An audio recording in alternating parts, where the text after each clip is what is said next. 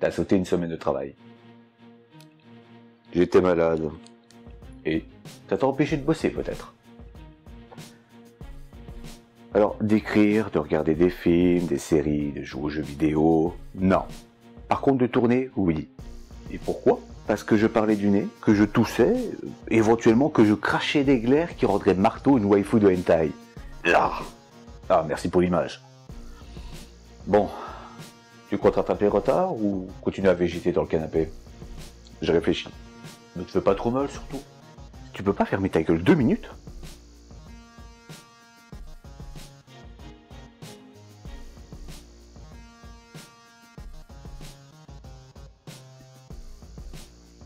Et tu réfléchis à quoi? À d'autres formats.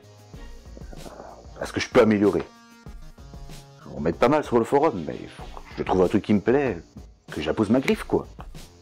Et pour les sujets, on est toujours sur l'arc fantastique, non? Non, j'ai pas envie de continuer cet arc. Tu plaisantes? T'as commencé il y a 2 vidéos sans compter le spécial Halloween. Et justement, c'est le moment de changer. Les gens ne sont pas encore habitués, je suis même pas sûr qu'ils aient capté qu'il y avait un arc spécifique. Donc voilà, je vais en profiter. Et donc, tu vas tout chambouler parce que monsieur n'est pas satisfait? On tourne en rond. T'es jamais satisfait de ton travail, tu fuis encore. Non, je ne fuis plus. J'affronte mes problèmes. Mais mes vidéos ne sont pas assez travaillées, je dois faire mieux, je dois faire plus. J'ai pas envie de donner aux gens de la merde. Mais c'est tout ce dont tu es capable, minable. Ah ça, tes insultes. Elles ne m'atteignent plus. Ça me lasse. T'es plus obligé de m'insulter, de me rabaisser pour que je me relève de moi-même. Te rabaisser? Mais t'es déjà claqué au sol.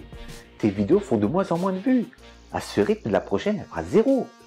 Parce que mes vidéos sont trop simples. En travaillant un peu plus, j'aurai une meilleure qualité. Foutaise.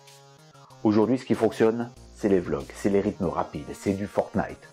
C'est de parler de jeux et d'œuvres récentes, et non pas des fossiles qui ont plus de 20 ans. Tu veux que je devienne cancer, c'est ça? Mais c'est ce qui marche. Hors de question. Et rien que pour t'emmerder, eh ben, la prochaine vidéo, ce sera sur une œuvre encore plus ancienne.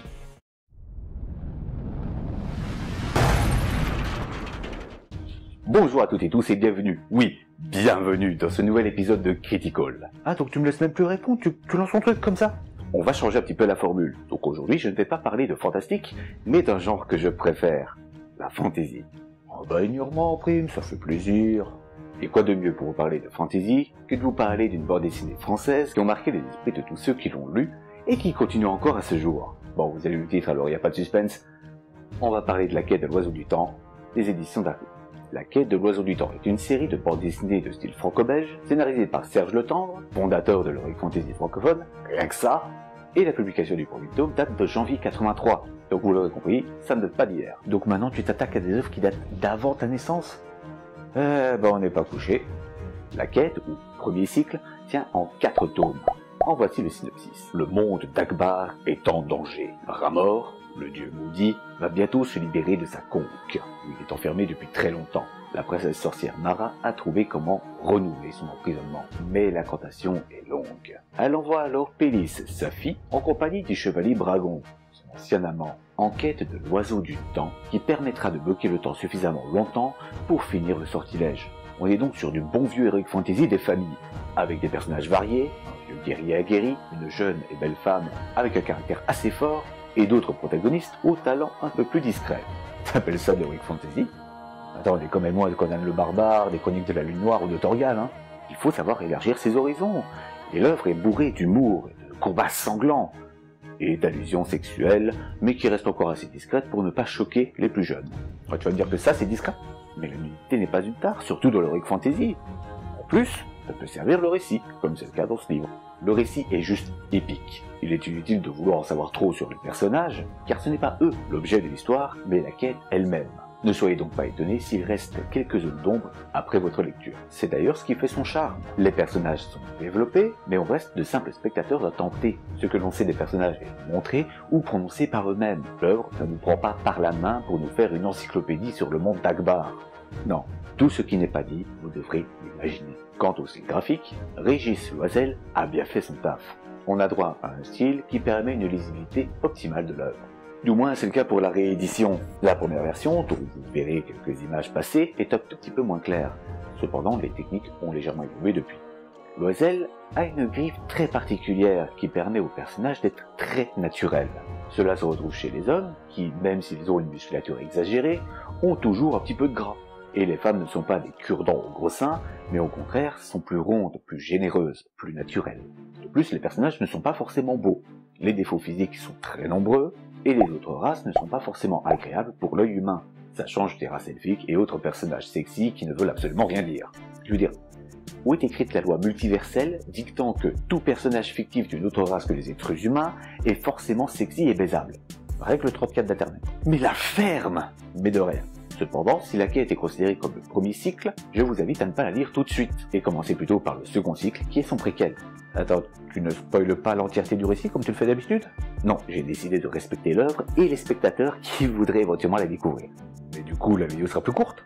Oui, à moins que tu continues à m'interrompre. Avant la quête est une série de 5 tomes, bientôt 6 si j'en crois Wikipédia, et qui retrace les aventures de Mara et Dragon lorsqu'ils étaient jeunes et fringants.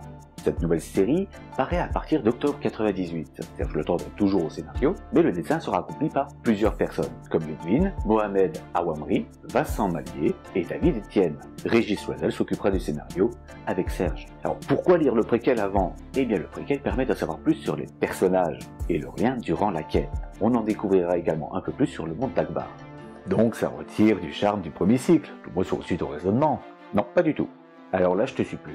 Le préquel en révèle un peu plus sur les personnages et le monde d'Akbar, chose dont on se moque si on ne lit que le premier cycle. Mais ce préquel a l'avantage de présenter le début de la quête. Parce que oui, la quête ne commence pas directement avec la chasse à l'oiseau du temps, mais avant tout par l'obtention du sortilège permettant de renouveler justement l'emprisonnement de Ramor. Et on y suit également le désir de Dragon de devenir chevalier, lui qui n'était qu'un simple fermier. De plus, j'ai moi-même commencé par le préquel, afin de ne pas me spoiler la fin de l'aventure. Et j'en ai été ravi, car, sans vouloir vous spoiler, la fin de la quête risque de vous faire un choc. Mais que penser de cette œuvre? Eh bien pour moi c'est une grande réussite. Pour rester un minimum objectif, eh bien je dois avouer que la BD est assez caricaturale. Les cases sont parfois trop riches en informations, comme si on essayait de faire entrer des éléments beaucoup trop volumineux pour un format trop court. Et pour le second cycle, eh bien, le récit est beaucoup plus lisse que le premier. Si on gagne en background pour les personnages, l'aventure elle-même est un petit peu moins savoureuse, bien qu'elle reste appréciable pour tout amateur de fantasy. On va donc lui accorder un bon 17. Waouh, on t'a payé pour dire ça? Bah tu sais bien que non. Et j'attends avec impatience la suite. Ouais, le fameux tome 6 du second cycle. Et le troisième cycle qui a été annoncé, qui prendra place après la quête, et la série qui a été annoncée. Et vous, êtes-vous d'accord avec cette critique? Donnez votre avis en commentaire et spammez-moi les pouces. On se retrouve très prochainement pour un autre Critical. Ciao.